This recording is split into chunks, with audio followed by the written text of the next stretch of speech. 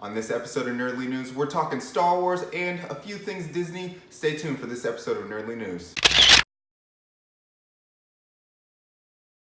So a lot of stuff is happening over there at Disney, so let's just jump right into it. Our first big thing that we're going to be talking about is Star Wars. So Star Wars recently had its premieres and people have gone and seen early showings, and I have to say what is being seen about this movie, Star Wars The Last Jedi, is absolutely amazing. This movie is getting nothing but great reviews. A lot of comparisons to Empire being like it's that good, which Empire Strikes Back is pretty much like unanimously throughout the Star Wars verse the best movie. So it's being compared to that. Some people are saying it's better. Some people are saying that it's just right on par. So it's really exciting to see the reviews and things coming out about this movie. I'm seeing it on Thursday, so I'm really excited. Right now they're projecting that it's going to make over $400 million at the box office domestically and internationally over its opening weekend. And that's an even more insane number when you realize that that is not including China. So I'm not going to go into too many of the reviews I'm saying. If you want to see any kind of reviews, you can just Google it. Be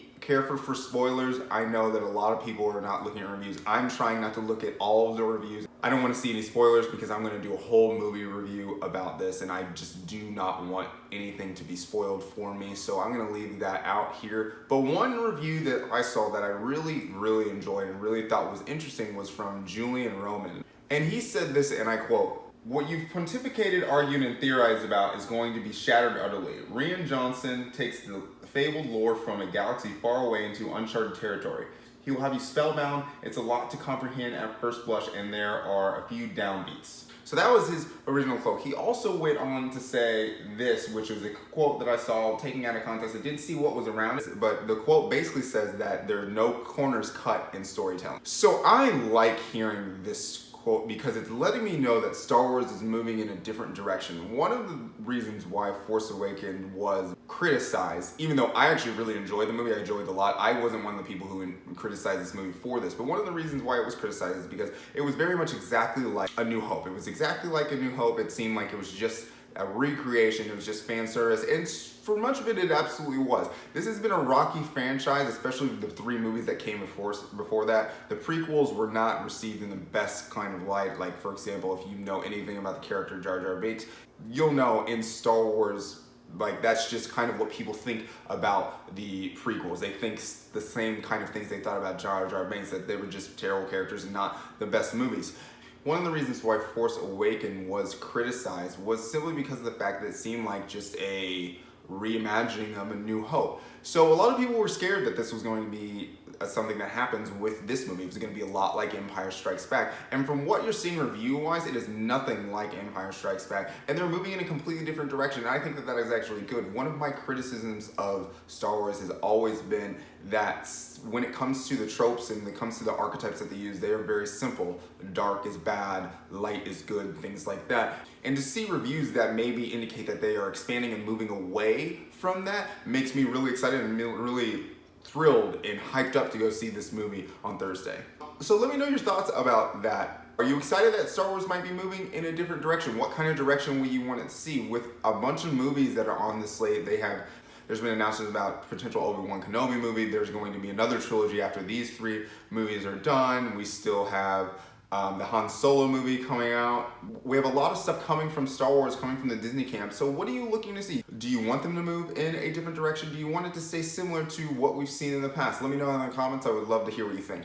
Oh, and no spoilers. So in other big blockbuster movie moves coming out of the Disney camp, we had a new trailer, an international trailer drop for Black Panther, and not that this had a lot of new footage, Normally when we get these international trailers, we're only going to see maybe 10 seconds at the most of new footage, but this had, I would say at least probably about half of it was new footage, and it might be showing us some of the things that are going to be happening in the Black Panther and teasers and things that are happening in Infinity War. So at this point, I'm going to say spoilers because these are possible theories that I think might happen, so give you a second to go away, spoilers. Alright, so one of the theories that has been talked about right now is that one of the Infinity Stones is in Wakanda. And the big thing that is showing up is that, is this Infinity Stone going to show up in the Black Panther movie? Are we going to see it there? Is it going to be a central plot device for the movie? Or is it going to be something that shows up in Infinity War? My theory up to this point is that I don't think that it's going to show up in the Black Panther movie except for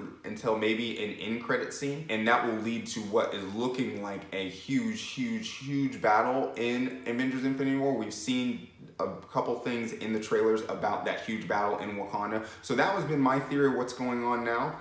This trailer leads me to believe that that theory is becoming mostly correct. And my new part of this theory is that the Infinity Stone that is in Wakanda actually is something that has been driving their development over how many years. It's one of the reasons why they're able to do so much with the vibranium and the things like that, along with just, you know, the people being able to be extremely resourceful. But what you're seeing from Wakanda in all these videos and things is that Wakanda is much more advanced than the rest of the world. And I think that the Soul Gem has something to do with that. The Soul Stone has something to do with that. It's able to give them insight or things like that into doing more technologically advanced things.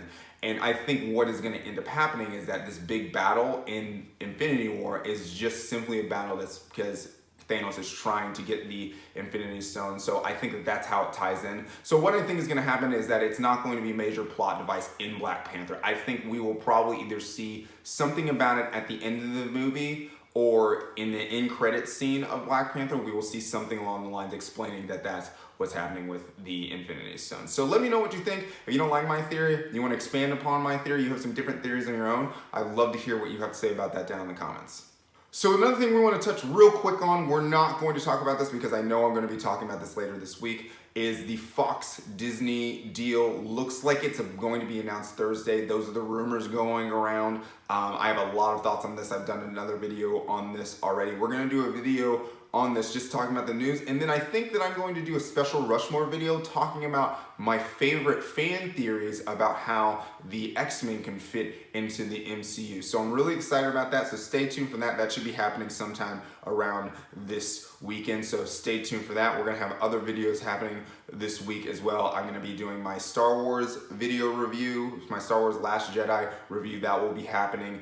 Hopefully I will have that up by Friday after I've digested everything that's happened with that on Thursday. I want to make sure I get that one right because it's going to be awesome. I'm really hyped up about it. So that's going to be happening Thursday or Friday. That's going to be when that drops.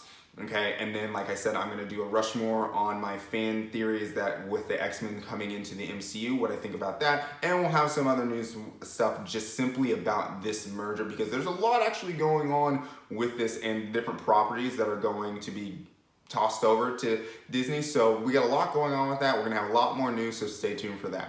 So those are my stories for today. I'd love to talk to you, see what you think again about all the different things that we've talked about today. So let me know down in the comments what you think. Let's start a dialogue. Like and subscribe. Make sure you hit that bell so you get notifications on when I'm gonna do the rest of my videos this week because there's gonna be a lot coming at you this week.